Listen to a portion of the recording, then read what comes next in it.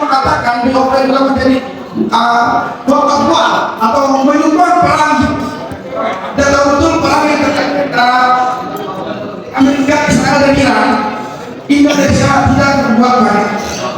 Banyak yang mengatakan Prabowo takut dimanfaatkan, tapi tidak tahu betul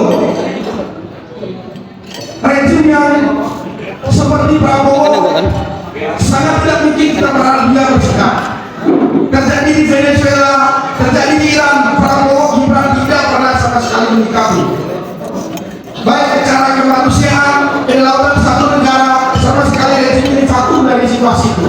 Nah, di sisi Bandung ini sebenarnya mengingatkan bahwa bangsa Indonesia pernah menjadi bangsa yang besar, pernah memimpin, pernah mengajak dunia untuk hidup setara, untuk hidup bebas, tidak mengganggu, tidak mengancam satu bangsa baik yang besar ataupun kecil. Nah, sekitar Bandung ini sebenarnya merupakan menjalankan amanat konstitusi. Bahwa kita tahu politik bebas aktif kita bukan seperti politik budak aktif yang dijalankan oleh Prabowo Gibran. Politik bebas aktif kita tidak semata-mata berdiri netral. Kita berdiri dengan satu keyakinan bahwa kita anti imperialisme, anti akan kolonialisme. Dan Prabowo Gibran tidak sama sekali mencerminkan anti imperialisme, anti kolonialisme. Apakah kita tahu betul misalnya kemarin ramai yang mengatakan banyak pengamat atau makar. Dengan sebenarnya yang makar sebenarnya ketika tidak menjalankan konstitusional. Nah, rejim ini adalah rejim inkonstitusional. Siapa yang sebenarnya makar? Nah, rejim ini sebenarnya ketika rakyat mengkritik, rakyat bersuara, rejim terus menakut-nakuti. Nah, ini sudah kita tahu betul masa kita berada di fase yang sangat otoriter dan sangat fasis. Misalnya kita berhadapan-hadapan sama rejim yang hari ini ya menggunakan militer di mana-mana. Yang kita tahu betul militer ketika perang global terjadi, perang internasional terjadi, tentara itu bukan lagi seperti Indonesia. Tanam jagung, tanam singkong, ngurus EBG, ngurus Kopdes. Nah, satu sisi baru-baru terakhir kita mendengar informasi yang begitu penting bahwasannya sampai tingkat kelautan udara kita ini juga terancam gitu loh, akibat TNI kita yang tidak mampu sebenarnya. Nah, tapi kita tahu betul TNI polisi kita lebih pandai berperang dengan rakyatnya, tapi ketika menjaga pertahanan, menjaga kelautan mereka sangat tidak mampu. Pasal makar ya begitu Pak, yang sebenarnya makar itu rejim Pak. Sendiri direkam disebar.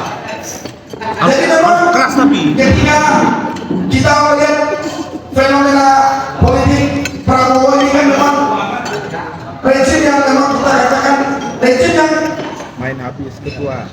takut ketika bertemu pemimpin yang lebih besar. Karena memang Prabowo tidak berdiri dari historis yang sama. Prabowo ini kan memang apa ya? Kita mengatakan dia mengatakan paling banyak baca buku, bangsa paling patriotik sendiri. Nah, sedangkan patriotik versinya Prabowo adalah ya ketika dia berpidato terus mengulangi kalimat yang sama itu patriotik. Nah, sedangkan rakyat yang mempertahankan hak atas tanahnya, hak akan hidupnya, hak akan upaya itu dianggap tidak patriotik. Nah, rejim Prabowo Gibran ini sebenarnya bagi kawan-kawan di mahasiswa ya memang rejim yang tidak kompeten gitu loh. Nah, kalaupun dia rejim Prabowo Gibran mengatakan pengamat dapat ditertibkan, dilaporkan ke polisi, sebenarnya kan begitu terang kawan-kawan. Di kasus Andri Yunus saja ketika Prabowo bersikap beda, wapresnya juga berbeda gitu. Betul. Nah, Prabowo Bahaya ini. ketika ditanya oleh Dewan Pers, Prabowo mengatakan itu terorisme negara, tapi dalam prakteknya Prabowo tidak bertindak tegas. Nah, wapresnya mengatakan harus ada hakim yang top, berarti wapresnya mengatakan itu pelanggaran berat. Nah, sebenarnya musuh Prabowo itu wapres. Musuh Prabowo itu menterinya yang tidak bekerja, yang tidak becus. Nah, bagi kita rakyat ini kita ya bagaimana dari pertahanan kita butuh kesejahteraan. Perjuangan kita ini kan bukan untuk bagaimana menambah kekayaan elit,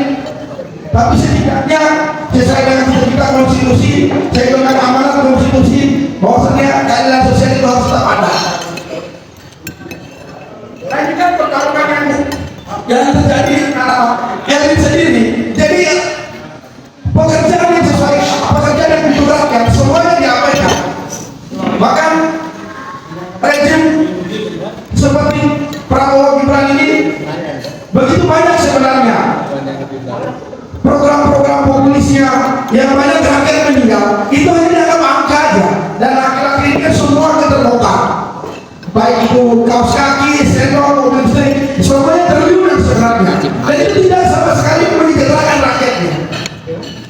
Makanya kan memang ketika kita bertanya rejim Prabowo ini adalah rejim milik siapa, yang milik kelompoknya, milik golongannya, bukan milik kita sebenarnya.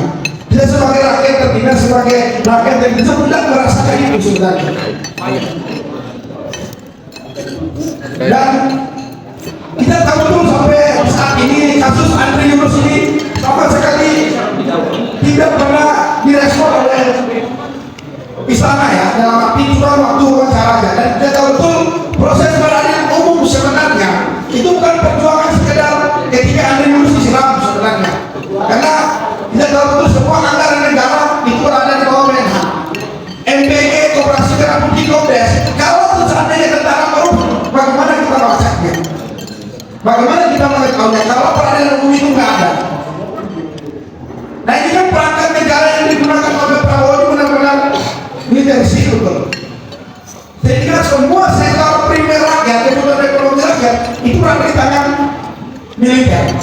Makanya ketika perjuangan peradilan umum ini bagi itu perjuangan yang panjang sebenarnya, bukan sekedar menyiramkan Yunus. Tapi kedepannya ketika Kobdes, MBG, siapa yang bisa audit? Paling lawan politiknya Prabowo sendiri yang ada di dalam negaranya. Terus rakyat ketika ngomong, tidak fakta, tidak salah. Nah itu yang menurutku ketika kayak Bang Ben atau orang lain bilang makar ketika lucu menurutku, menterinya sebenarnya nggak becus. Menterinya sebenarnya nggak becus. Kalau Bang Ben kan mengatakan operasi itu lebih cocok jadi politisi bukan Kapolri. Kan sebenarnya yang mencerminkan gitu loh, bahwasanya ketika Kapolri seperti itu tidak mungkin akan menjalankan penegakan hukum. Nah misalnya seandainya kalau pengamat-pengamat kemarin diperiksa apapun dalilnya, kalaupun tanpa dalil serta dipanggil pun itu asas keadilan demokrasi itu hilang sebenarnya. Karena kebebasan sipil itu begitu terancam ya sebenarnya.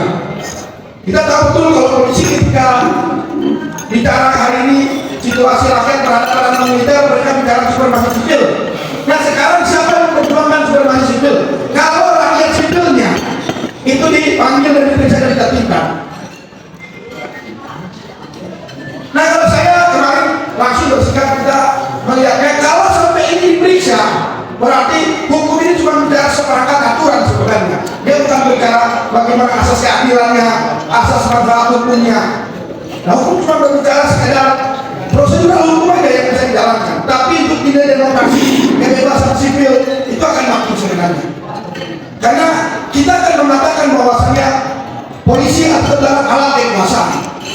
Karena bagi kita kekuasaan itu kan tergantung siapa yang memimpin, siapa yang memegangnya. Negara bagi Soekarno bukan hanya alat, apalagi tentara kita, apalagi polisi. Nah ketika negara bukan menyejahterakan rakyatnya, dan sekarang siapa yang maksa dalam negara Republik Indonesia? Yang pastinya tidak salah dong ketika Bang Teddy mengatakan dalam utama pemilihan adalah Prabowo sendiri. Ya karena pucuk pimpinannya.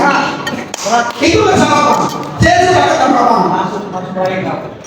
Karena ketika siapa yang mau terlibat, siapa yang mau itu kan, ya kita bisa lihat dulu gitu loh. Menterinya Prabowo itu di depan negara nggak bisa ngomong. Terus siapa yang salah? Ketika ada Bang Rey, Bang Ube, Bang Henry ngomong dengan latarnya, ya bukan kita berharap dari menteri sebagai masyarakat biasa, sebagai masyarakat sipil yang cerdas, yang pantas seperti itu. Tapi rejim begitu kaku, rejim begitu sangat kaku ketika melihat rakyatnya cerdas. Nah ini kan mau sampai kapan negara kita sudah merdeka 80 tahun lebih, bahkan dari Sila Bandung